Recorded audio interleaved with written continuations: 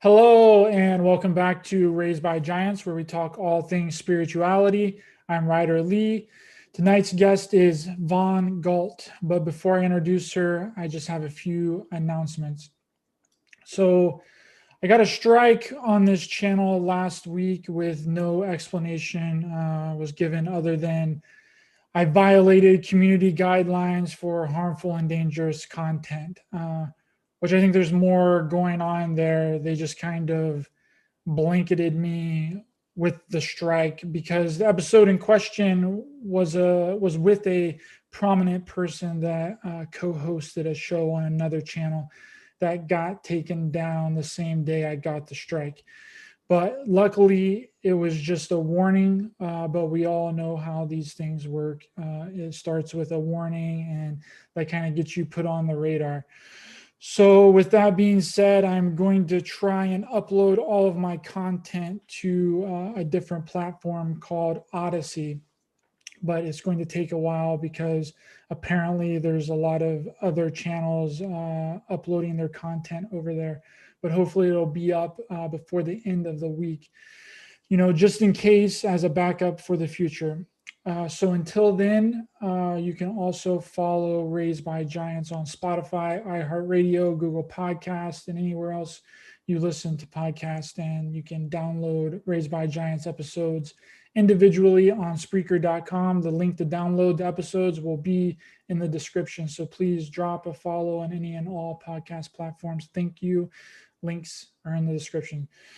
So I'm really trying to push through to get my 1,000 subs here on YouTube so I can start using the community page and give you guys updates and share other people's work. So please, if something resonates with you, send it to your friends, family, post it on Facebook, groups, forums, pages, Instagram, wherever to get more eyes over here. And also, thank you to everyone that's supported this channel so far. I appreciate you guys so much. You have no idea. And the people that are in the chat every week, thank you so much. We need a name for you guys. If anyone has any ideas, leave a comment on the video, maybe Giants or something. I don't know, that might work. I don't know, it might be cheesy, but anyway, let's brainstorm on that. But I've kind of rambled on long enough. So, introducing tonight's guest, we have Buddhist author Von Galt joining us to talk about the multidimensional multiverse in terms of 5D consciousness. Von recently published Buddhist Mandalas, Christ Consciousness of the Multidimensional Merkaba, which is a follow-up to the book Buddhist Mandalas Explore Parallel Realities with Sacred Geometry. For more information about Von Galt's metaphysical work, grab a copy of her books from her website, merkabachakras.com. Link will be in the description. Hello, Von. It's amazing to have you here tonight. How are you? I'm doing really good, Ryder. Thank you for having me on. I do love these book interviews and just to provide new content information for when people are ready for next level consciousness. But as you have noticed, YouTube is participating in the censorship of material because I have experienced that as well with my YouTube channel. And fortunately enough, they're not the only place around where people are getting content. So I know with my podcast, Merkaba Chakras, it is distributed to 63 other podcast websites, 5 different video platforms. So if one decides to be a bully, all the rest can still circulate and infiltrate. So we have to start thinking on a much larger scale and more creative to get content out there because you know that's how you win. If you just kind of keep falling down and just falling over and towing into the space of how they want you to create and foster things, then there is no other opinions and content for people to get a equal view of different things.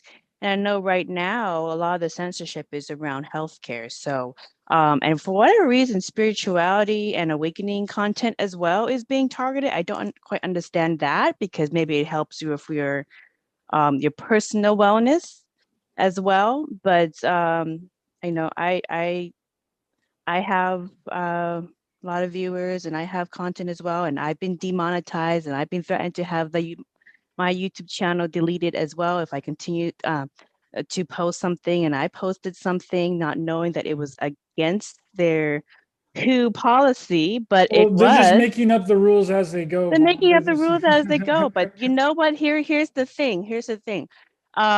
Because I know exactly what you're talking about, Ryder. I created an episode. It's my deleted episode 52 on censored doctors regarding the pandemic, and the content that they don't want us to see. And I work in IT as well, and I sourced it around, and they're legitimate websites and content that are from government agencies and government websites. These are not random websites. These are legitimate websites from university sites, etc. And because it went against the WHO, YouTube deleted it within 6 hours after it already hit 126,000 views. So, on Odyssey, just keeps on growing, and in other platforms as well. So you kind of have to, because people are in that space, you kind of have to play with the rules a little bit. But what I've been able to do is direct people to the other places to find content. So it's basically just a billboard on my YouTube channel. Go here for this missing episode. And that's where they can get the content. well, I mean, And so we have the to be big creative like that. yeah, the problem is though, Vaughn, is like I don't have that big of a base yet. So it's like, why would they even be trying to mess with a small channel that has, 860 subscribers? Like, I don't have that big enough of a base to even really do anything with, to make any kind of big, huge waves, yet. And I think that that's what they're trying to do, is they're trying to stop people from even getting to that point where they have any kind of influence. And that's Right. yeah. You know, in my opinion, I think what it is not necessarily what I think they're afraid of, and this is my opinion. I think they're afraid of the information that you may find. And if one person out of 800 people view your content and they find one bit of information that is legitimate, that leads them to a trail of, more content that takes down the wheels out of the car, that's what they're afraid of. Yeah, and they're trying to cut it off at the knees. They're Mm-hmm. trying to, Yeah. rip the rug right out from underneath people, to stop Yeah. it at that very first that little nugget of people realizing that things aren't the way that they seem, that would take them down a rabbit hole. They're just trying to get rid of the rabbit hole. Right, you right. know? Because it's because that's what it is. Because, everybody is putting information out on different things. And if somebody out of, because you never know what network you have. So if somebody out of who listens to it has a way to figure out the algorithm, and they pick up one little bit of information that you touched on that leads them to, like I said, a huge source of legitimate information that they've been trying to hide, uh, that just chips away at the picture. So they can take all these major influencers down, and they can take all and censor all these major um, lifetime, credible doctors and other people down all they want. But the more they do it, the more it becomes apparent what they're doing. And so they actually do themselves just a disservice, because now it's too blatantly obvious, the work that they're trying to do. Yeah, it So really is. And so they're not helping themselves. yeah, you're completely right. And we could probably talk about this subject for a while and go into depth on it. But it's Let's really a pleasure to have you here, Vaughn. I've been really looking forward to having this conversation with you. You're going to be sharing with us some very interesting things from your perspective from Buddhism, which I find Mhm. super fascinating. So, tell us, Vaughn, how did you kind of get started down this journey into Buddhism? I'm guessing you were raised in it. Yeah, so I'm Laotian, and my family is Buddhist, and so I was born and raised in it. And growing up, um, I really kind of got bored of all the basic life lessons and basic instructions that the monks and the nuns were teaching about, mindfulness, and then you be good to each other, and the basics that everybody teaches in many philosophies and religions worldwide. So I kind of got bored and kind of ran off and entertained myself at the monasteries and at the temples that we attended growing up. And I would study art history, and I would crack open all the books in the library that nobody looked at, which is the common. I would study the artwork and the murals that most people just kind of walk by, and I would ask questions. Why do the images have two halos, one around the head, one around the body? Why do they all vibrate? Why do they all look like they have these supernatural abilities? Why does it look like multiple realities and parallel realities in this artwork? And so I would get those answers from the monks and the nuns. And they were fantastic answers, very metaphysical answers, but they really couldn't tell me very much how these master teachers did that. How did they get six senses? How did they travel between the multiverse through their consciousness? How did they change the realities in which they were present in at the moment by putting forth their energy and the efforts to create actional steps that uh, propel them forward to the reality in which they wanted to experience. So, all these different things, and it sounds very fantastical. How does consciousness change physical reality, and how do we have dominion over physical reality? And so I got all those answers, but I didn't get the answers to how. But then when I went to college here at the University of Washington in Seattle, I started to, this is when social media started really coming out and also internet. So I started to follow a lot of influencers that I love, like the Dalai Lama and other prominent Buddhist monks and nuns and other authors. And then I found it interesting that they were um, following this initiative to work with academia to study the effects of compassion, mindfulness, meditation, simple stuff like that. And through following the material for 20 years, I got more than enough information to understand how consciousness creates a reality and propels us into different parallel realities, in which we all know through what pop culture calls Mandela effects. So, and I have been experiencing quite a bit of Mandela effects with this pandemic as well. The numbers keep changing and fluctuating on me, and stories keep changing on me as well. So we could talk about that if you have any questions. But um, from that research, I put all that research into my trilogy, which is the Buddhist Mandala series. Which, let me just get it really quick here.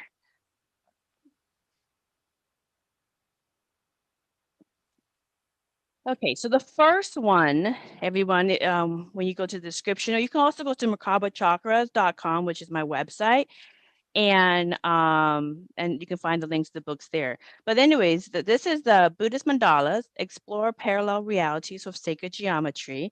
And it is, if you love sacred geometry, this goes over the Buddhist understanding of the artwork that you see in all Buddhist and Hindu temples, which is the halos around the head and around the body, and it basically explains the scientific understanding of your energy field and how you are energy, and that's what you are.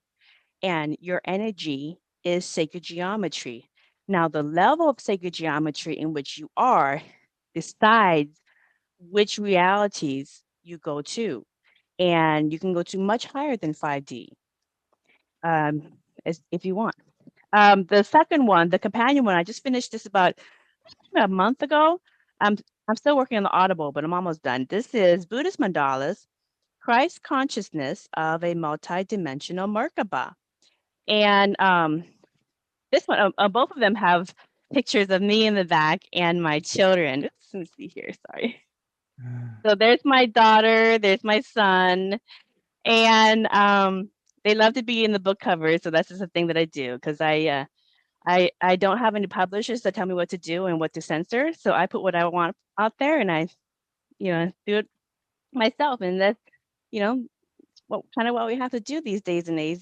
This day and age is empower ourselves to use the tools and be creative. And we have each other to teach each other along the way. But anyways, the second book, Christ Consciousness of a Multidimensional Merkaba, actually goes over how when you have your awakening and ascension process, which is ascending up your frequency, um, you go into a 5D consciousness, which is a fifth dimensional consciousness of a Christ consciousness. And in Buddhism, Christ is another word for light. It's not a person, it's having more light in you. Okay, like connecting to source, to universal consciousness. That light is that connection to light in your consciousness. So when you have that, you actually become a healing force. You actually heal people from your Merkaba naturally because it's just, they can feel that Christ energy. So you get to that part, and there's a lot of scientific research that goes into this book to explain to you that not only are you energy and you are made of sacred geometry and consciousness, but that consciousness can reach higher levels like Christ consciousness and impact the people around you and your environment around you from your energy field alone.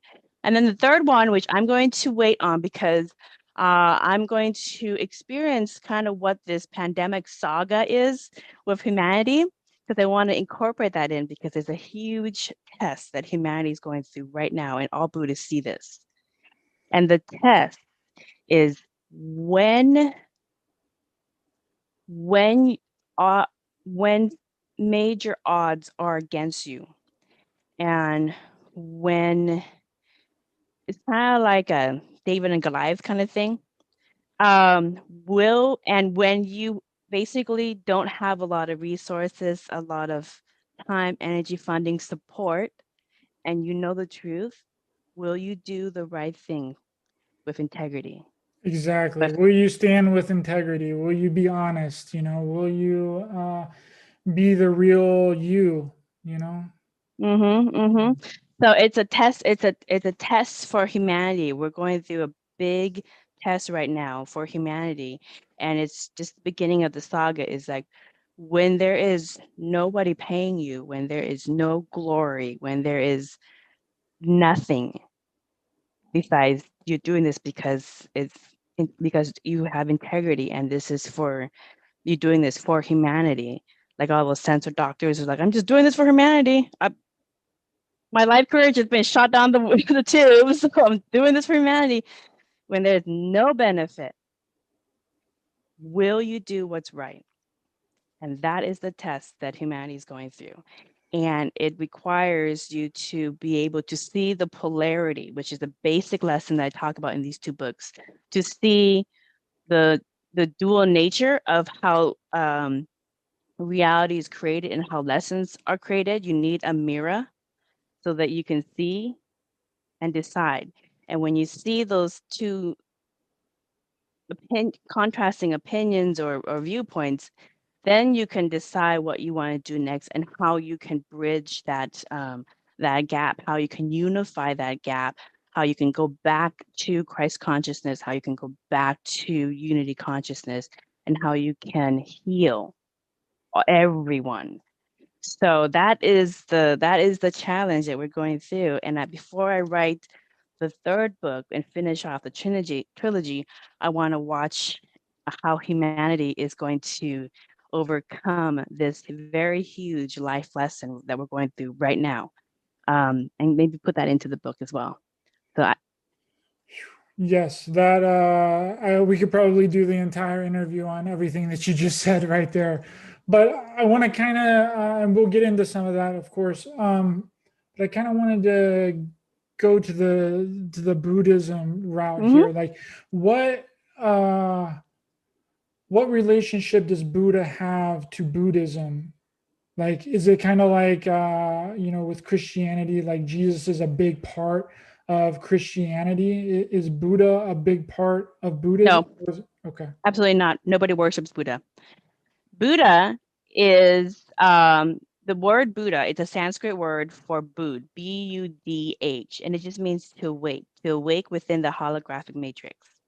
Okay, to be able to wake and see that reality is actually just energy moving into shape and form, to um, to basically have dominion over reality, to basically see the codes at play, to be able to see reality is malleable based on your consciousness. It just means to be awake within the matrix. Buddha is actually an Aryan prince from a Hindu family, and he saw the suffering, went through his journey.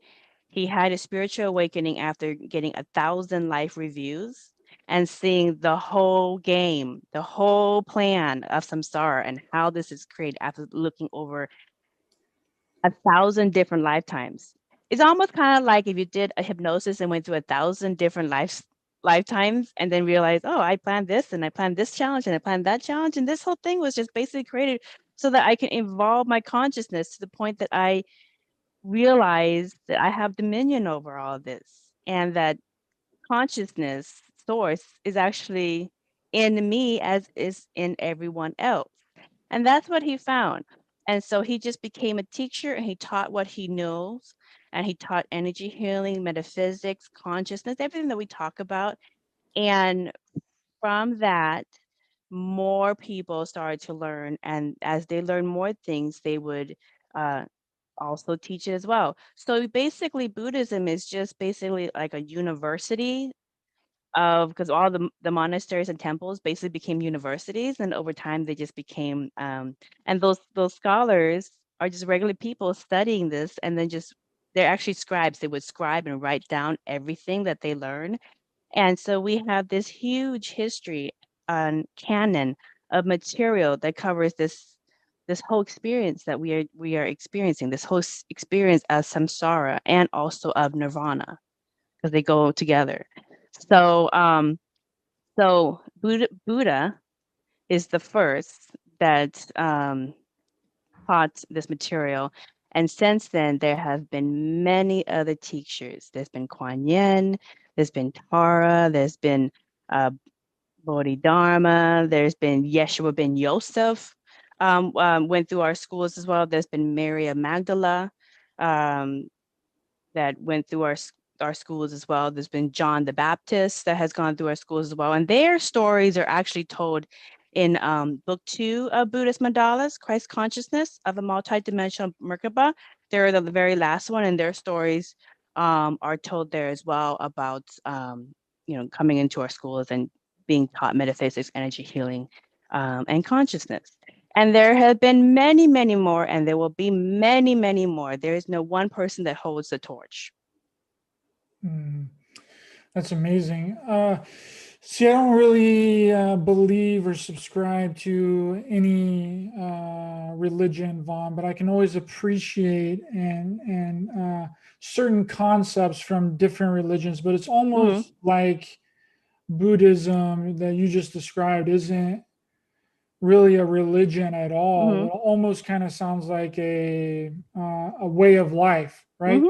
Like the multi-dimensional aspects of Buddhism, that we are a spiritual being first and human second, right? Yep. And that we're all made up of energy, and that energy is easily transferable, and our mood, emotions, and reactions to things affect our environment and the people we Hmm. have around us. Would you agree with that? Exactly. So, like when you like what the first Buddha, the first teacher of this path of thinking. Siddhartha Gautama was the first, and they call him Buddha. But anyways, Siddhartha, what he taught and what he discovered from his process of awakening and ascension was he discovered the Four Noble Truths and the Eightfold Path. And just so you guys know, I also wrote the book. This is I should get all my books on.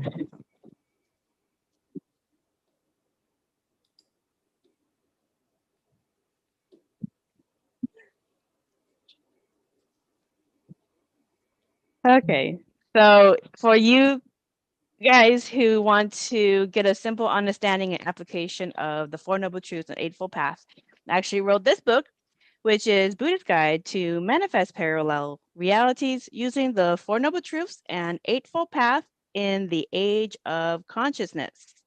Okay, and basically it goes over really simple in 200 pages what the Four Noble Truths are, which is life is suffering, attachment causes suffering, insights remove suffering, and living the Eightfold Path ends suffering. And then the Eightfold Path is correct thought, speech, action, livelihood, understanding, effort, concentration, and mindfulness.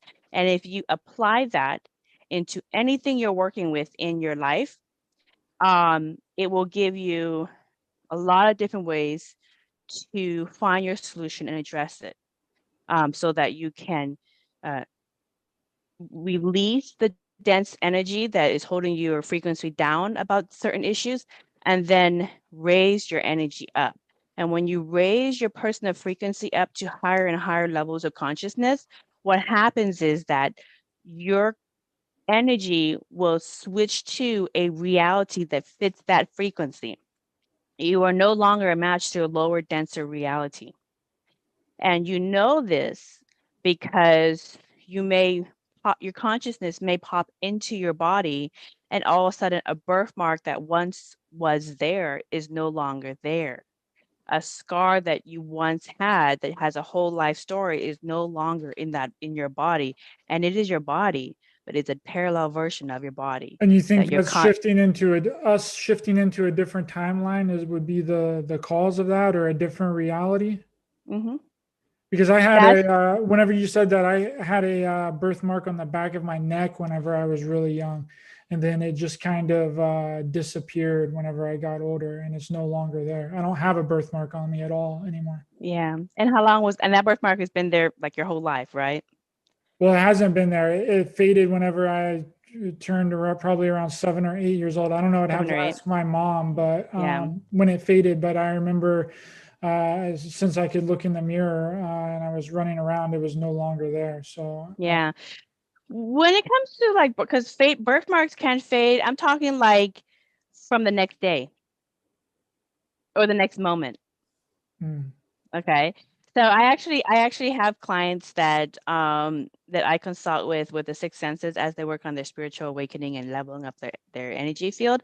That they will come in for their own personal Mandela effects, where they're trying to make sense of the changes in their reality because they had made a change in the way that they saw something. So maybe I'll give you an example. I have a client who had come in because um, he knows the mom that he has is a completely different mom than the one that he grew up with, because the one that he grew up with, um, he had a big argument growing up as a teen with her, and he moved out and went to live with his father for the rest of high school.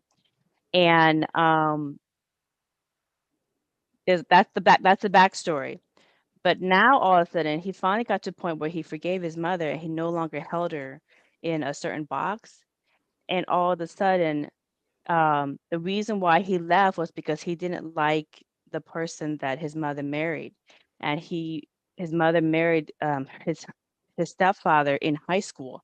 However, in the current reality where I'm talking with my client, the mother that he has now, same person, same looking person, same memories, but the one difference is the mother that he has now married his stepdad 5 years ago, not, and he's in his 40s, not in high uh, school. So a completely different history. and his father remembers it as well.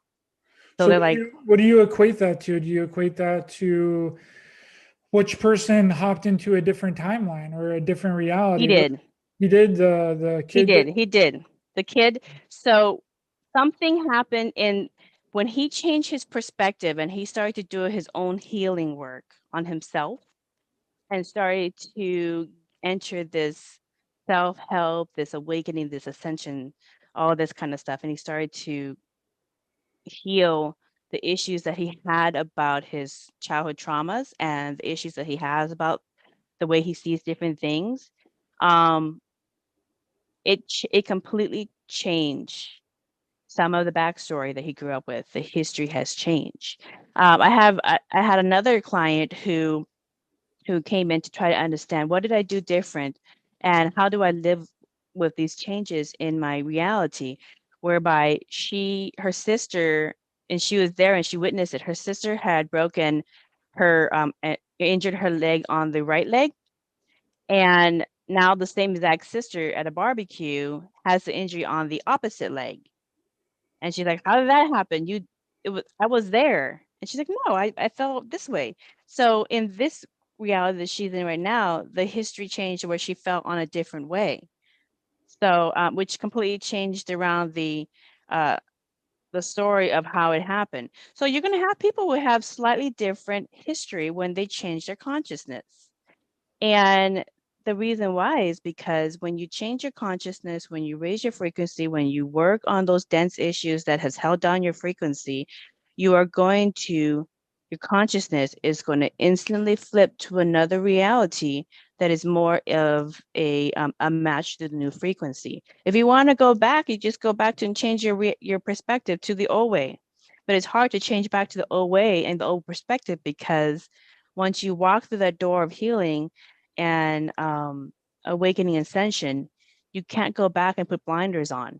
Now you can't go and unknow and unfeel what you've just grown into. That's why it's hard to go backwards. So do you think that many of us have experienced these kinds of reality shifts or going into different timelines, and a lot Sure. of us don't even realize it because we don't have the awareness of it? Well, yeah, you don't have the awareness of it, or you don't want it's too much, it's too unfamiliar, so you don't want to recognize it. So they have this very fascinating like you know those fun Mandela effect surveys and quizzes people take. So so when you were growing up, do you remember Publishers Clearinghouse? Yes. Okay. And what's the story when you were growing up regarding Publishers Clearinghouse? The Publishers Clearinghouse would come and surprise you at your home and knock on your door and give you a big check that it's Publishers Clearinghouse. Who is it? It's Publishers Clearinghouse. And they So the give you a big prize check. van. And who is the person that would give the winnings to? Was there a person? Honestly, I don't think so. I don't remember a person. Okay. So what was it? So when somebody opened the door and Publishers Clearinghouse comes through and they give them the check, what did they open the door to? I mean, I guess it would be a person, right? I mean, But do you remember watching the commercials growing up? I remember some of the commercials very vaguely. I think it was a group of people, right? It was two or three people, or maybe one. I'm not 100% sure. Yeah. So when I was growing up, it was Ed McMahon. Ed McMahon from the WWE. Ed McMahon. Um, so Ed McMahon was the face and representative of Publishers Clearinghouse, and he would go in the prize van with a couple other people, and they would have the balloons and the roses and the big check, and they would pop up somebody's house and be like, "You've just won Publishers Clearinghouse," and it was Ed McMahon, the one who's like lifestyles of the rich and famous. He hosted that I think it was in the 80s, early 90s, a Uh, TV show uh, on lifestyles of the rich and famous. yeah. That Yeah, so he was the one when I was growing up, and I know this for a fact because my dad even told me before he passed away that I asked him that, and he's like, "Oh yeah, it's Ed McMahon." Because through my childhood, he would always get the Reader's Digest books and subscriptions so that he can make entry for the lottery because he really wanted to win it. And he finally won something. It was a $50 lawn chair set that we drove across the state to go pick up. But he was so excited that he finally won something, but he was always waiting to see if Ed McMahon was going to come and deliver the check for him. So in my reality, it was Ed McMahon, but that doesn't exist. Publishers Clearinghouse says that they never had Ed McMahon be their spokesperson. So that's the one thing. The other thing is there's a lot of people who, let me ask you this. Nelson Mandela, did he become president or did he die in jail? I think he died in jail, right? In your memory, what was your memory of Nelson Mandela's life? Uh, I don't really, honestly, that you put me on the spot on that one. I don't really, Okay, I so don't you say he recall too died in much about it. jail? But yes, I am aware that he supposedly died in jail. Yes. Okay, so your memory, and you're a completely sane person, I know you are, is that Nelson Mandela died in jail. He never left jail. Yes. Okay. You should go to Google and look it up. Nelson Mandela never died in jail. He got out of jail and he became the president of South Africa. And he died many years ago in his senior years. And that's the reality in which I am familiar with. He never died in jail. So what do you think is causing this to happen? I mean, is it because the easily explainable thing that people always say is that our memories are wrong, right? Okay, right. That we're remembering it wrong, and because whenever time and it is proven that whenever time lapses in between an event and then the memory of the event, some things can subtly change. That's why the CIA and a lot of the three-letter agencies have you sign a document whenever something is super secret that you can't speak about it for a certain period of time, right? Because Right. your memory starts to decompose the actual event. Right. So the thing is that you can take the evidence is off of the millions and millions of people who have no skin in the game. They have no interest in lying about their experience. You don't tell them any information and you just ask them a simple question and they all answer exactly the same and they have different views of how, for example, Nelson Mandela died in prison or he became the president of South Africa. And they've done many of these, and the evidence is on the people who have the same exact story. So what is happening is you have people from different realities changing their frequency somehow, and they are popping into the reality that matches them. And you're going to have people who come from different realities coming into the same reality. So, and we're always merging, we're always diverging, always merging and diverging. But when you look at Buddhist and Hindu art history, you see that they always portray the master teacher who is more aware of how they change their frequency and travel between different multiverses. You always see them, like they say, they have the two halos, one around the body, one around the head. It's already been scientifically proven that we all have this and that we're energy. And then you always see that they have multiple arms and multiple heads. It's not because they have 10,000 arms and 10,000 heads. It's because they have 10,000 versions of them in 10,000 different realities. Like Kuan Yin always has all of and Vishnu have all his different versions themselves. And then if you look at the art history images, you always have them and parallel versions of them going out into the ethers because there's parallel versions of reality going out into ethers.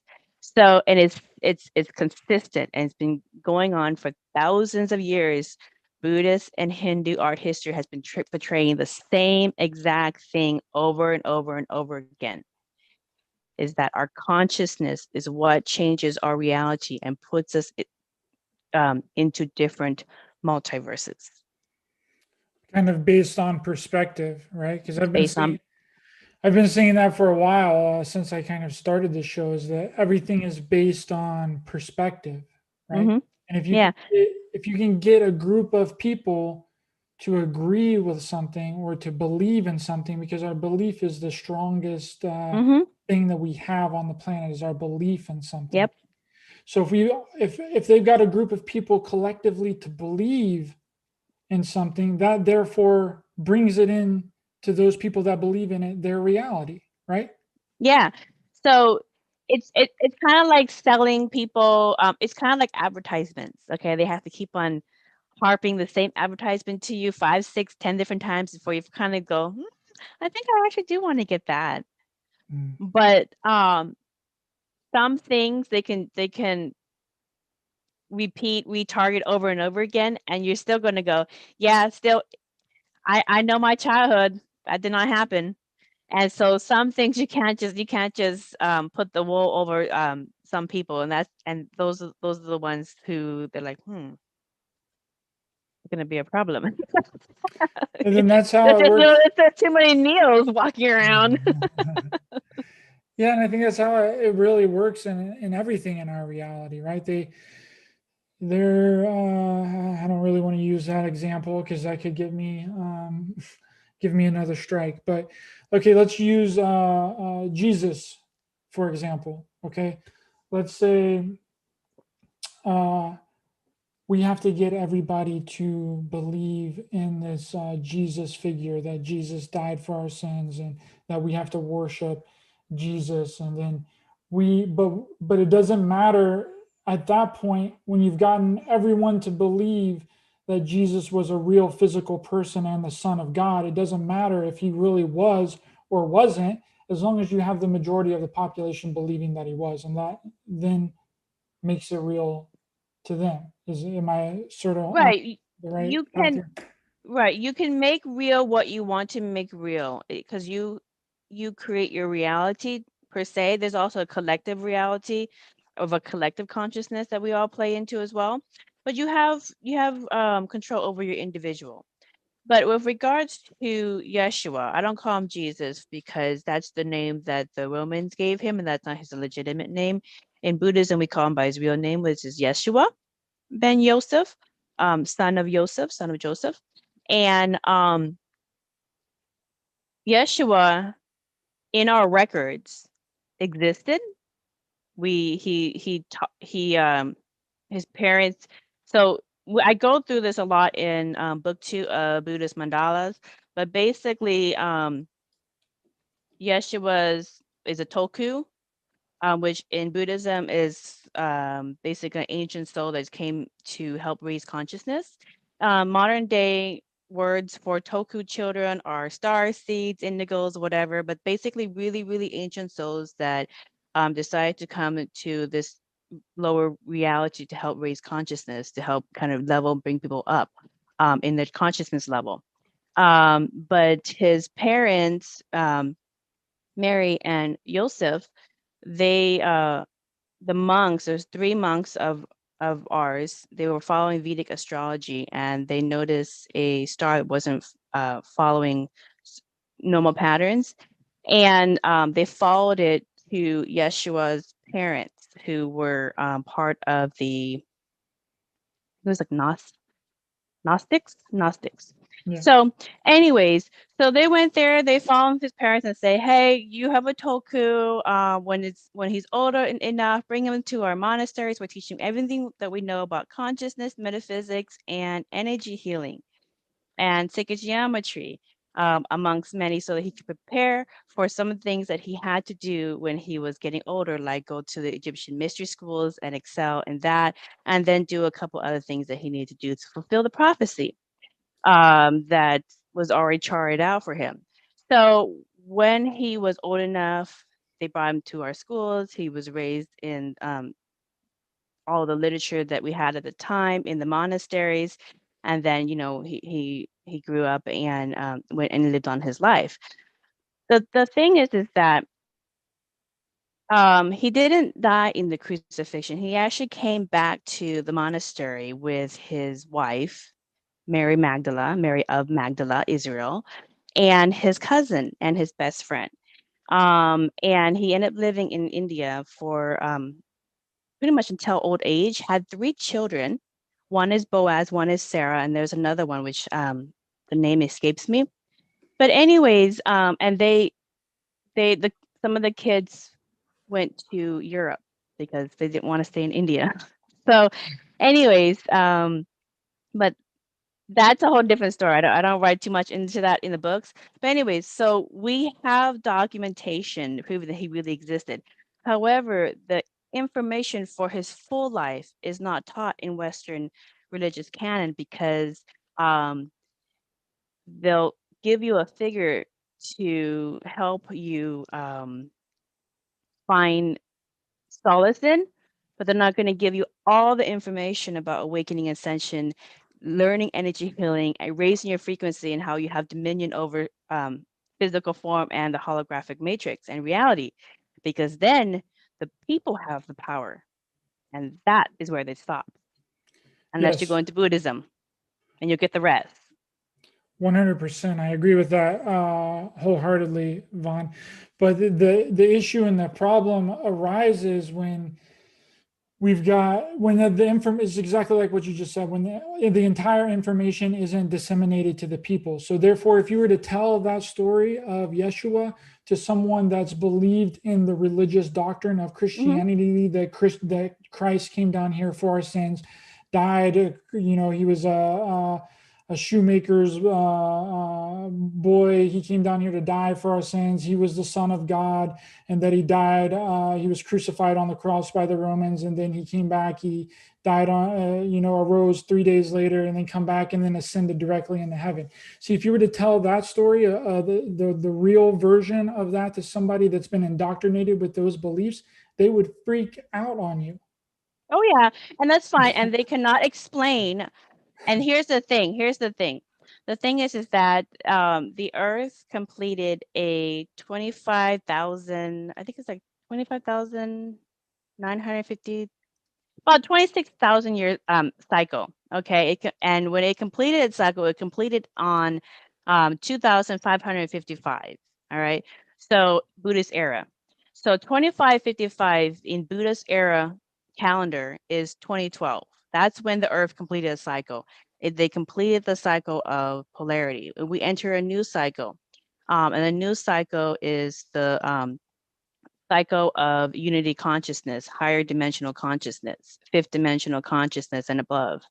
So, anyways, what that means is that everything, and in 2012, everybody knows this who's really into this type of indigenous work, that a lot of indigenous cultures, like chiefs of the Easter Islands, Native American chiefs, Mayan chiefs, etc., and Buddhism, and so many more, they did the awakening ceremonies around 2012 to just recognize the close of a cycle. The new cycle is that everything is in a higher frequency and getting higher all the time. And they've measured this with Schumann resonance of Earth, that the Earth is spinning faster, time is going faster, everything is higher. And what happens is in these higher energies, things manifest faster, things come up faster. So your hidden demons will come up faster for you. Things won't be hidden too long. So what you need to do is you need to work on those issues that you have repressed, because it's going to come up faster, more creative for you to address it and learn from it, so that you learn how to create more responsibly your next best higher experience. Because if you don't have any negative skeletons in the closet and issues that come up, then what you have is just more abundance, more positivity, more opportunity, etc. And it's going to happen for more and more people faster. What happens as well in these higher energies is that as people raise their consciousness and they raise their frequency, their sixth senses will come up as well, naturally come up on their own. And so people are going to have kind of a spiritual crisis where their reality is going to change. And they're going to be wondering, why is my backstory different? Why is my body different? Why is the neighbor's house different? All these different crises about the holographic matrix being foreign to them. So there's a lot of things going on at play as we transition to these higher levels of consciousness, higher levels of reality on Earth.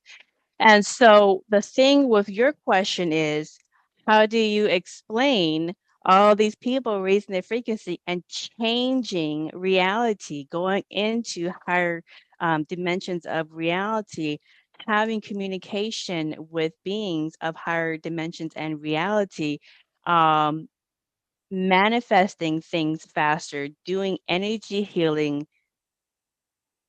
or just being present and being the healing energy that they are,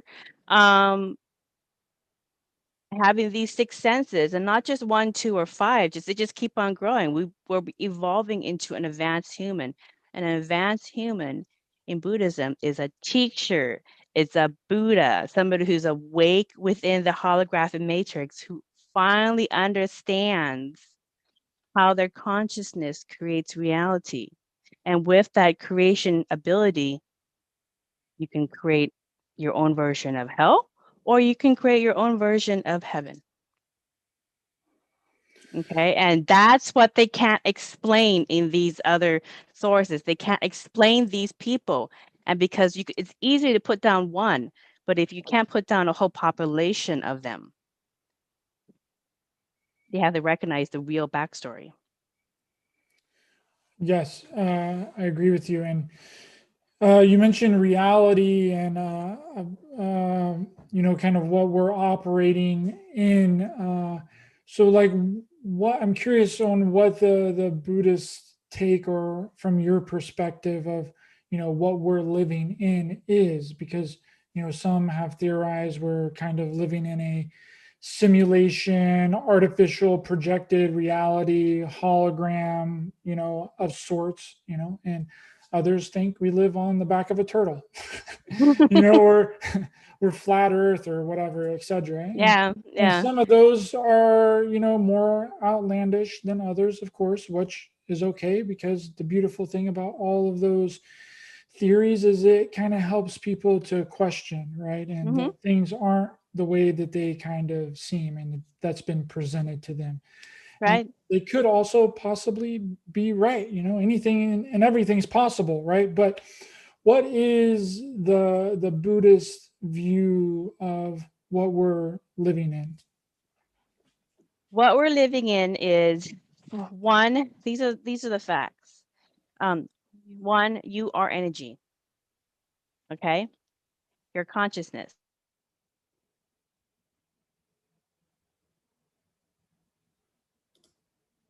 is projecting reality into form. Okay, that's true, and they've proven it in science that the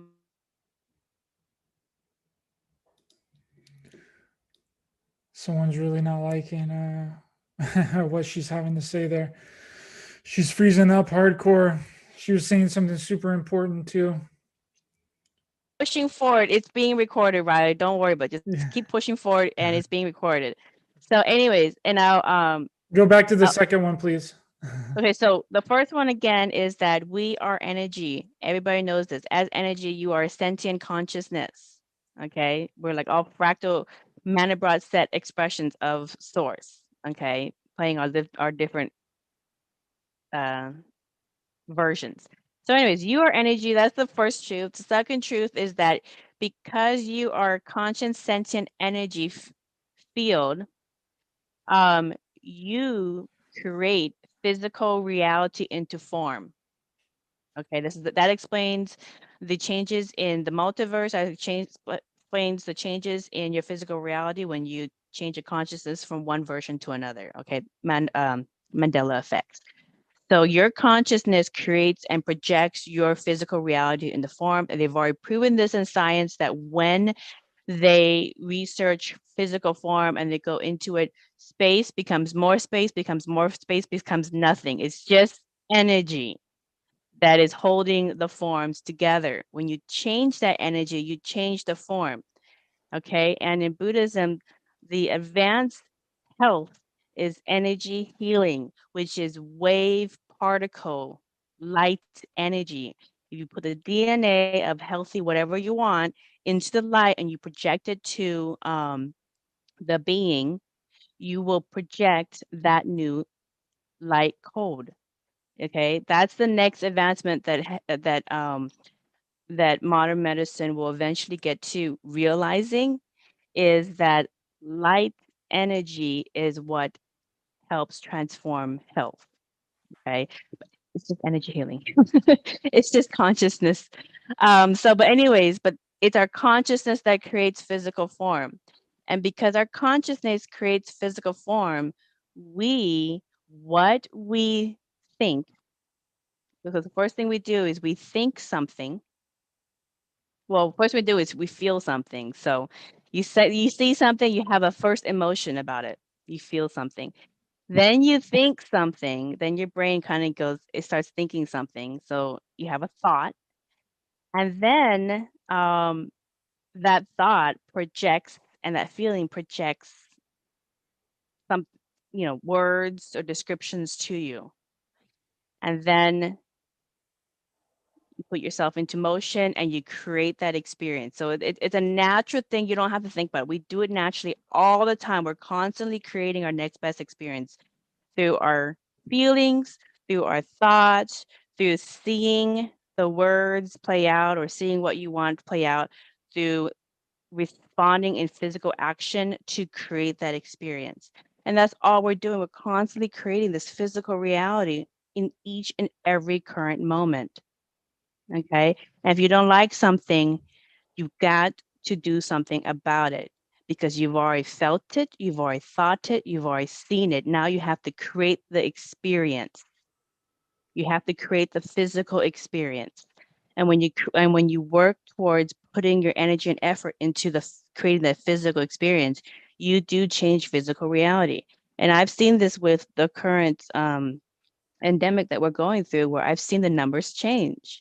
I've seen we've already hit certain targets, and now I changed my mind on something, and now we're like really far away from that target, and it's constantly changing. So I'm seeing the numbers change. I'm seeing the stories change all the time, because I'm putting my energy into creating a different reality that I would prefer to experience than the one that is going through right now. And we And have the more to, people that subscribe to that and put their piece into it, the more it pushes the tide into a different reality. yes, You understand? we all have to agree too. I think that that's how. No, no, no, no. You don't have to agree. That's the thing. You don't have to agree, because you're going to go to the reality that fits you. So the people who are awake and aware of how they create reality are the ones who have the most influence. Okay, the most influence on how reality changes. Not the people who are what they call sleeping, but the neos, the writers and the Von Galts and those others in a society, which is a very small percentage, by the way, very small percentage, have most of the power. Okay, we don't have to do very much to push the tide. So you don't really agree with the concept that the only reason and the only way that there's a physical reality and there's physical things in this 3D reality is because we've all agreed upon it. Like, why can't we walk through that wall? Why can't I phase my hand through this table right here? Why can't I put my hand through this microphone? Yeah. So Well, we've agreed to certain things, just like those basic principles of gravity. We've agreed to those certain things, but um, you can have your own little exercise if you get into a certain consciousness, and I've done this before, where you get into a certain consciousness and you look at reality and you see beyond the solid form and you see the energy. Like I would look at a rack, a towel rack, and I would see the energy, and it wouldn't be a towel rack anymore. It would be a form of waves vibrating to look like a towel rack. And if I wanted to, I put my hand right through it, no problem. But that's that's just for you to understand that reality is actually very malleable. Okay, everything's very malleable. However, we do subscribe to certain things just to make it easy for all of us to play in the sandbox together. Like, oh, not everybody can fly. Okay, Yeah. just you have to agree to some certain things like to the form, because otherwise we'd be living in a Picasso painting all the time, and this would be very boring. Yeah, yeah, there would have to be a set kind of rules that kind of everyone it follows in this game that we're playing. Because, see, I think Vaughn, that Yeah, we are all creators, right? we are. We are all fragments of source, whatever you want to call them. People have different names for Hmm. what they think source is, but in my perspective, I think we are here to play the game, right? Hmm. Hmm. To Yeah. remember who we are as a physical and spiritual being, to Hmm. awaken to our true identity. And the deeper and deeper I dive into all of these theories and concepts, and the more people that I talk to about these kinds of subjects, the more it becomes abundantly clear that we are just living out a giant board game. Yeah. Yeah. The word that Buddhism calls this experience, we call it a sojourn. Have a great sojourn. We wish you the best in your sojourn. So sojourn is just another word for for journey. Okay, for experience, for excursion, for vacation, for game, however you want to call it. So some people don't like that concept that life, physical life, is a game for the consciousness, because they want to take it more serious. But um, when you're just energy, okay, and then you want to experience different things, these are excursions. These are excursions. And they don't last forever, because every good game ends at some point, and you have to go to the next one if you want to, or you can go and cocoon in nirvana with source, hang out forever, and maybe get popped out for another ascension. I don't know. But there's a lot of high frequency people born now and will be continue to be born. And just a little teaser on what's to come,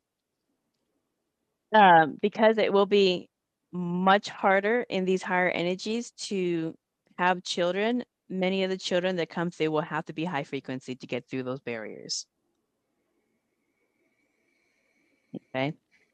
So, but we're going to have to go through a little bit. There's going to be a little bit. We're going through a test right now, so there's going to be a little bit of challenges. But those challenges are for us to learn and grow through. So, So I do have a. when do you think, I'm sorry, I don't mean to interrupt. Go ahead. When do you think that we're going to be in the clear of all this? Like, when do you think that we're going to hit that critical mass, ascension, 5D, whatever you want to call it? When do you think that's going to happen? Is there a It's already specific date? happening. It's already happening. So here's the thing. So just really quick, I know everybody has different perspectives on it, and they've already proven this in science that when they're measuring consciousness and your brain, that the brain can actually reach up to 11 dimensions. Okay. And every time you go, the brain accesses more levels of dimensions. It has more lights and more fuses, it's more complicated, there's more things going on. Okay. But the human brain, they know in science, can reach up to 11 dimensions. All right. The dimensions are from within your consciousness. It is your soul energy. It is your sentient energy that is the one that's accessing these higher dimensions. And they've measured it in brain research that we can go up to 11. We can go up even higher too. They just don't know how to measure that. So third dimension is just basically a construction of forms, just basics. And you're always going to still have that. But when you reach for higher consciousness, fourth dimension is just a measure of time, past, present, future, just a measurement of time. You're still going to have that too when you get to the next level of consciousness. fifth dimensional consciousness is unity consciousness. It is that present moment where it all exists. And since when you reach and live in that present moment, that you understand everything exists at the same time, when you heal something about whatever your issue was, when you heal in the present moment, you automatically change the past and you change the future in any present moment that you're working on. So the most important moment is the present moment you're living right now. And that is 5D consciousness and above. Okay, this is always happening within your consciousness. You're still going to be 4D, you're still going to be 3D, you're still going to be 5D, you can be 6D, you can be whatever consciousness you want. But because you integrate it, it's kind of like when you think of consciousness and raising your frequency, it's like when you're going to grade school. When you make it to college or you make it to high school, you don't disregard all the grades and all the things that you learn along the way. You still graduated kindergarten, you still graduated sixth grade, you still graduated high school, you still have those experiences that you put in to yourself. So as we graduate and level up our frequency and our energy to higher levels of consciousness, we're still going to integrate all those other dimensions into this experience. Okay. But for some people, they don't understand those higher levels of consciousness yet. So they're still stuck at creating reality based on off a third dimensional construct. Right. And that's really what I'm meaning. I didn't really mean that on like an individual level, because there are people that are going through this individual ascension. I meant more on like a collective level, because right now it seems like, which I don't know for sure, but it seems like that the collective is in disarray right now. They don't know what's happening. They don't know what's going on.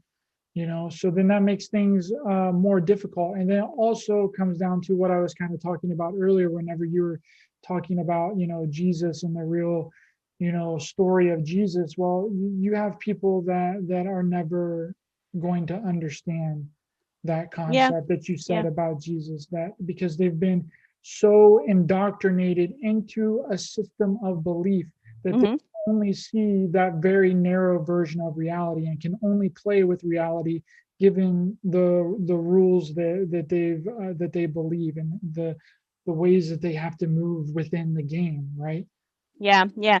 And that is fine because with somebody who is of higher dimensional frequency respects everyone is in their journey. Okay. Because in order for them to get to those higher frequencies, they respect everyone has to go through their own journey. They have to go through the different levels on their own, in their own time. Okay. So we're not going to force something that you're not ready for to digest onto you yet. Because then you're just going to short. Mm. Okay. How many people have you seen where you try to force awakening, ascension, higher consciousness?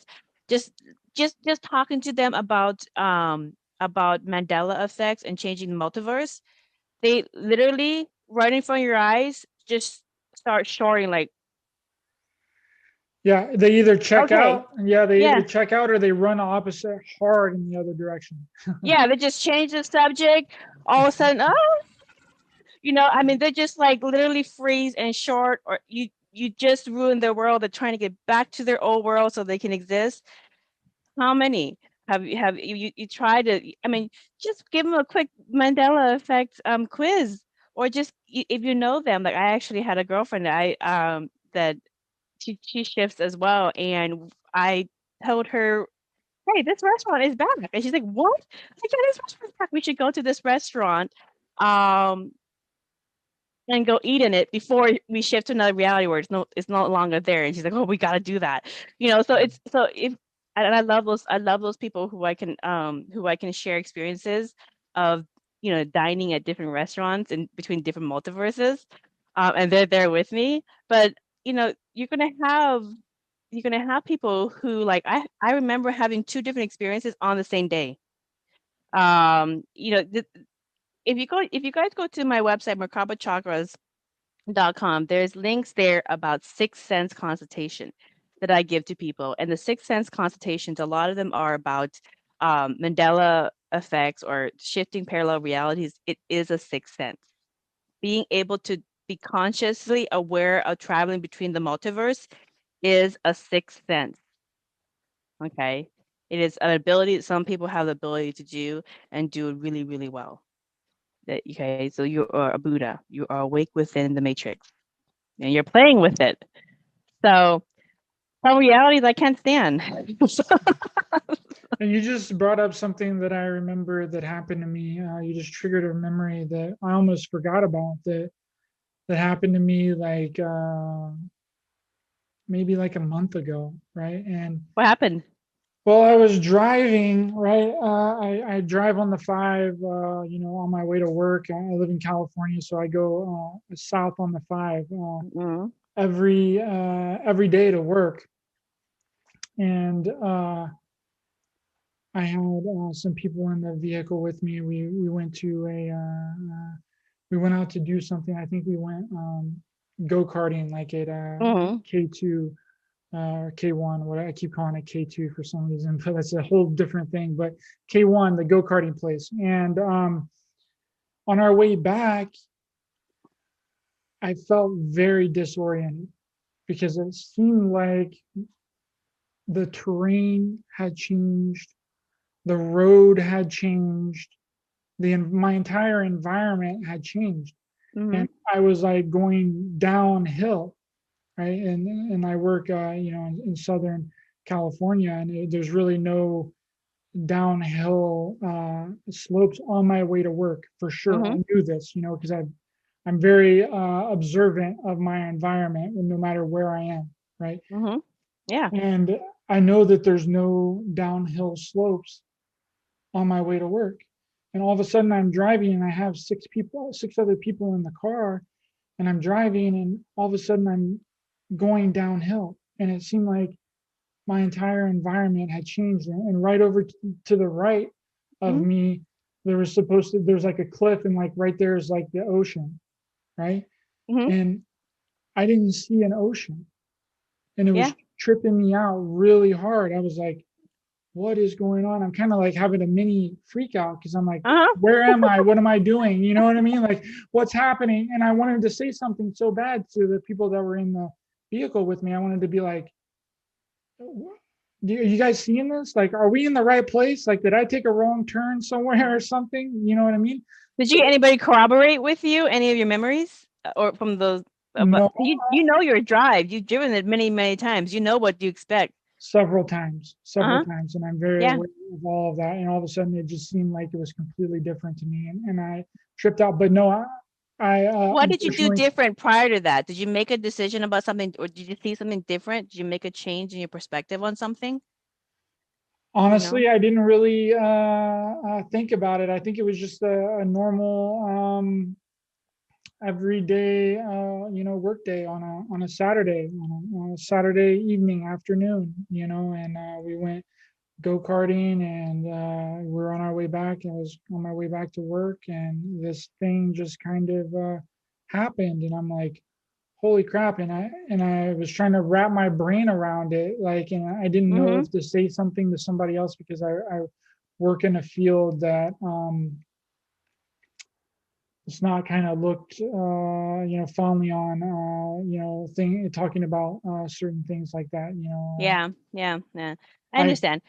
So I didn't get the opportunity to ask, and I don't think really anybody else was kind of paying attention, right? They were all on their phones, Mm-hmm. they were kind of doing their own thing, but it was very strange to me. And then it almost like as I was going down the hill, uh, it was just an instant, and then boom, I was like right back to the way things normally were, right? And then So all of a sudden, I was kind of going up. the oceans was still there, or the hillside all of a sudden was in that spot? Well, I just kind of like kept driving, and I kept driving Mm-hmm. straight. And then all of a sudden I was going back uphill again. And then I was going around the curve right before I took Mm-hmm. the exit to go to my work. And then the ocean was back there. But it was almost like I passed that already, Yeah. but I hadn't. I don't know, Yeah. it was very strange and very weird. Yeah. So you're shifting. You're shifting between realities. Can't pick one, huh? Are you trying to pick one? Trying to pick one. But yeah, Honestly, I go ahead. Yeah, honestly, I don't necessarily like because I'm shifting too, and so I just have I'm always having to ground myself like, oh, okay, well, I'll go with this. I'll go along with this for a little while and then and see how it goes. Because you constantly have to rebalance yourself. Can rebalance yourself a little bit when something changes. And the biggest trip is when people change, when there's like completely different people. Same people, but a different version of them. And so kind of trying to, balance. And I have a lot of clients who come for sixth sense consultations who are trying to make sense of the changes in their spouse or in their children or in their girlfriend or whatever. And I had the, actually I have it on my YouTube channel as well. I did a podcast book interview with about six senses and the six root race in Buddhism on Earth. But anyways, the host asked me, because he always in his life had blue eyes, and he read my book Buddhist Mandalas and watched some of the material just to get content for interviewing me. Um, And one day he looked himself in the mirror and he had brown eyes. His eyes completely changed. And it stayed that way. And it's been many, many months now. It stayed that way. His whole family's like, "Ooh, what happened to your blue eyes?" And so he asked me about that. And I explained the same thing to you. You obviously change your frequency, you change your consciousness. You're still the same person, but obviously your higher frequency has brown eyes. So learn to love the brown. Same thing with I have clients who because my husband his eyes changed as well when he started changing his frequency. He had these beautiful blue eyes and now he has gray eyes. So which is fine. I love gray too. But you're gonna see some of those changes in yourself that other people are gonna notice. And when other people notice, then you're like, oh, I'm having my own personal Mandela effects here going on. So you have to kind of, just like the Buddha saying, nothing is permanent, everything changes constantly. That is actually talking about not necessarily our reality always changing constantly, which that's true, but it is your consciousness that is constantly growing and changing, that is changing your reality and yourself. So, like I had a client whose spouse was a completely different personality, and I said, "Well, do you still love her?" And he's like, "Yeah." It's like, "Well, you still want to be with her?" He's like, "Yes." I was like, "Well, guess what? You just got the chance to fall in love with your spouse all over again and have this version fall in love with you." So he's like, "Oh, I didn't think about that." I was like, "Yeah, so have some fun, go on date nights." And so he's been having a great time getting to know his new current wife. So sometimes there's a little grounding, but I don't necessarily know exactly why we go into some realities versus other realities. That I'm not, sometimes you think that, okay, I'm doing all this work and manifesting my next best experience, and then I get this reality and it seems chaotic. Why is this the higher reality? We don't know what's going to happen around the corner. We don't know how we're going to like butterfly from the cocoon. Yeah, and that could have been, me shifting Hmm. into a more positive timeline, or I think it could have been an array of different things, because as you were talking there, I was just kind of thinking about, because we're multi-dimensional beings, Hmm. right? Like we're Hmm. existing on all levels of consciousness simultaneously. The past, present, and future is all coalescing into one moment. Hmm. Time isn't linear in Right. that fashion, right? So what if a bifurcation already happened, and we are living in a 5D reality already? Hmm. Does that make any sense? I don't know if that Yeah. makes any sense. Yeah. So, a lot of people in Buddhist circles say that we're already in 5D. We've been in there since 2012, but the Earth is so gracious with people that, yeah, like I said earlier, we don't want to short people, so it'll raise the energy gradually, and it's going to be a nice gradual one, so it's not going to short people or be too much of a change. But we are going through drastic changes very quickly, very, very quickly. So, with the current test that humanity is going through right now of the pandemic, we are seeing and experiencing how easily it is for us to be manipulated and to go against our best intuitions and our best judgment. And we're learning from that. And we're learning that people are actually much more creative and resilient against injustice than we even know. We are stronger than we even give ourselves credit. I mean, I changed my reality 4 weeks ago when my father passed away. Went to the airport and had to deal with some of the passports with the current vax.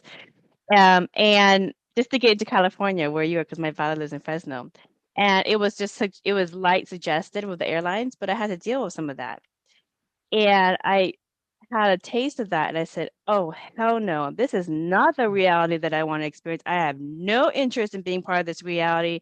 I have, I had a feeling. I was like, nah, I'm not really into that. People aren't going to be stupid enough to do that. I had the thought, oh no, it's not going to happen. I saw the the information being sent. I was like, no, no, it's not going to happen. I didn't believe it. And then consciousness, the universe, physically put me in an experience that was undeniable. My father passed away. I had to go and see him before they pulled the plug within 6 hours. I had to get from Seattle to Fresno, and then I dealt with the passport issue at the airport, which I never expected would be a reality. And so I physically was put into an experience that was undeniable, and I was forced to make a decision. And the decision I was forced to make that I chose to make was that I don't want this reality to come into form. And so when I made that decision, I came back home and the restaurant that I always loved that is not available anymore, it closed out, all of a sudden popped back. And so now I'm like, I have to go there with my girlfriend. Um, and I told my husband, he's like, no, that place is closed. We went there for when they closed years ago. And I said, no, no, it's always been open. And so he's like, oh my God, we got to go there. But anyway, some things started changing. And then I looked at the numbers of how many people have been, you know, gotten the current vaccination for this specific pandemic. And that number has changed a lot, um, going backwards. And so a lot of things were going backwards. And so I was noticing changes in the media, changes in and things were coming forward. And in very quickly within a 4-week cycle, um, that other reality that could have came into full fruition that I had a taste of is moving farther and farther away from my presence. And sometimes that's how consciousness, because remember, you are an aspect of consciousness. You are source living out an experience. And it's not going to make a decision for you. It's not going to tell you what to do, how to do it, or when to do it, because there'll be no point in you existing. Okay. It gets the most gratitude watching and experiencing you grow and enjoy your next best experience that you create from within your consciousness and how you create reality, because you do have dominion over it. And so when you make those decisions, then you move forward with all your energy and your efforts to create the reality you want. And that's what I chose to do. And I am seeing those changes in reality in real time. So that's kind of how you can gauge where you're going. Like, am I moving further away from the one that I don't like, or am I moving closer to the one that I want?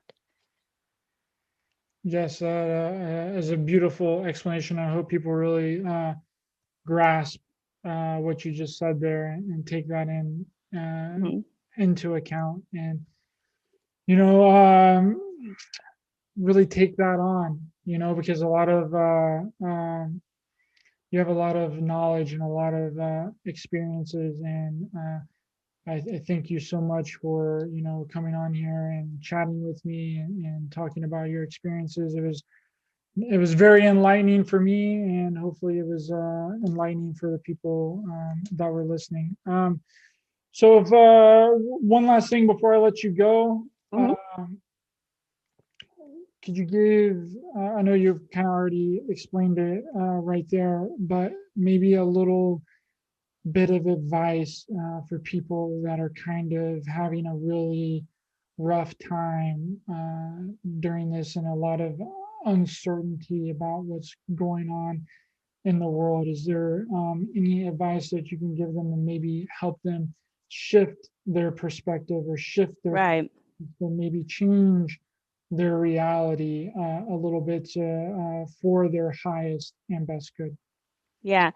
So the thing is that remember we all are consciousness, source, God, the universe, whatever you want to call it, is in each and every single one of us. And we have dominion over reality. We are creating it as we speak. And not everybody wants to create the same reality. However, a lot of people are choosing to co-create together as a conscious collective. Okay. And when that is happening in real time, you may not get everything you want, but you may get some kind of compromise. Okay. So um, the next best experience may not be exactly what you thought was going to happen, but it may be somewhat of a compromise because remember, we're playing in a collective sandbox. Okay. So, which is good. And I do hypnosis here and I do sixth sense consultations. And so I get a lot of other people's experiences to gauge where they're going and where I'm going along with them. And the thing is that when we are cocooning, it is always scary, but we don't know how we're going to butterfly. That's the exciting part of it. And in this journey that we've been going, there's been times where I have cried my eyes out for days. And there's been times where I'm just like jumping for joy, like, oh, we made it through the algorithm. Figure out how to like we figure out how to expose the injustice or whatever. There's been times where I'm noticing other people pick up the torch and more people picking up the torch in finding creative ways to do things in how they want to ride this life lesson that we are all going through. And there is no end journey. It is a constant changing thing because there is no end to consciousness. All we do is just experience new experiences. Okay. So if you wanted an end to experience anything, you can go ahead and return to nirvana, reabsorb of source, and not choose to reincarnate in any experience within samsara. Fourth, fifth, 10th dimension, 11th dimension, different planets, different multiverses, different incarnations. You don't have to participate in any of that. You can just go and get reabsorbed with source and be in bliss. And that's fine too, because both experiences are fine in consciousness because it's experiencing it all. So when I do my hypnosis and my sixth sense consultations, I always get the same message, and I want to leave your audience with this. So source says this, and I put it up in these simple words. And this is what source wants everybody to know as we are creating our next best experience, whatever that is. Source says, you've always been enough. Use the gifts and resources all around you to create a life you want to experience, a life full of joy and love. The spirit world will nudge you through synchronicity. You could do it. Okay. Thank you so much, Vaughn. That was beautiful. Thank you so much for coming on my show and talking with me with about these things. Holy crap, I'm just kind of lost for words right now. That was wonderful. Thank you. I'd love to Oh, have you're you welcome. back on sometime. We could probably talk for another hour or two. I have Well, wait all till we kinds of start different. meeting the aliens. You're really going to blow your mind. Yeah, right. Like I have so many questions about reincarnation and like all of that and the astral realms and everything. So I would love to have you back on sometime in the future to talk about some of these subjects and some other questions that I have, if you would be willing, of course. Of course, I'd be happy to. Awesome. Thank you so much. Is there, where can people find you if they would like to find out more information about your books, and if they would like to book a consultation with you or Yeah, get a sure. regression or anything? Sure. So everybody, the website is Merkaba Chakras, MERKABA Chakras, like your 7chakras.com. And in there, you can find the links to my books that take you straight to the Amazon page to purchase the books that you want. If you are going through your own spiritual crisis right now, or your own sixth senses that are kind of going out of control, I do sixth sense consultation, which you can find there as well. If you want to learn about your different previous lives or past lives, future lives, whatever, I offer hypnosis, which is both online and in person, and I mostly get online from different parts of the world because it's much more convenient and than the in person. There's too much pressure with the in person for some people, so it's easier when it's like in your home.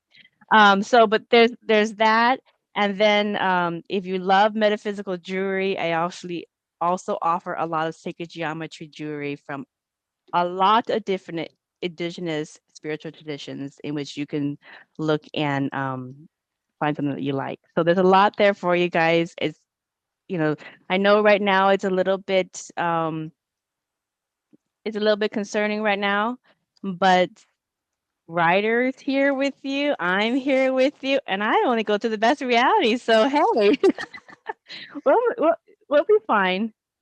Me too, Vaughn. And I think that we're going to make it. It's just going to be a little bit of a rough road ahead, Yeah. unfortunately. But I think that we will make it, and we will, ascend and get into this shift into a new reality that is beneficial and for the highest and best good of everyone on the planet. hmm Thank you for having me. Thank you so much. And for everyone else, please, everyone else is watching and listening, and much love to everyone in the chat. Please be sure to hit that thumbs up button to help out the channel on the YouTube algorithms. Share, subscribe, hit the bell icon as well for notifications. You can also catch this episode and any other episode in the past on Spotify, iHeartRadio, Google Podcasts, and you can also download them on Spreaker.com. Links are in the description. And also the links to all of Von Galt's information will be in the description too. Check out her books, get on her website, and let's make this thing happen. The best way that we can support each other is by supporting people's work, and helping out and commenting and being engaged is the best, I think, is the best way that we can bring about this new paradigm that we want to bring in. So thank you all so much. And thank you again, Von Galt. Thanks so much for the enlightening conversation. I appreciate you so much. And remember, we're not only in a spiritual war, but a war on humanity. Stay aware, stay alert, keep loving your heart for everyone, and stay safe out there. See you guys next week.